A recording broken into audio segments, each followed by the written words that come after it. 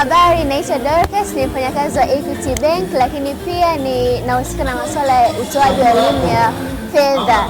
So leo tuko hapa kuzungumzia mambo mbalimbali kuhusiana na masuala ya elimu ya fedha, uhuru wa kiuchumi, sambamba na kuwahasa wanawake kwenye masuala ya kijamii. Tuko na Chama cha Mapinduzi katika swala zima la masuala ya wanawake na vijana, na tumeweza kuongea mambo mbalimbali, mambo ya kibenki, tumeweza pia kuongea na masuala ya mambo ya kiuchumi kama vile elimu ya kifedha, ikiwa na maana kwamba namna gani mtu anaweza kujikomboa kwenye swala zima la kiuchumi. I say hii event ilikuwa ni event moja nzuri sana, event moja kali sana.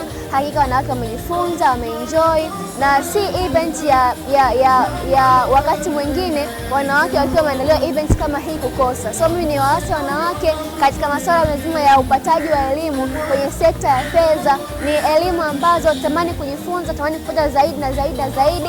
So tamani kuendelea kujifunza kila itoko leo. Karibu sana.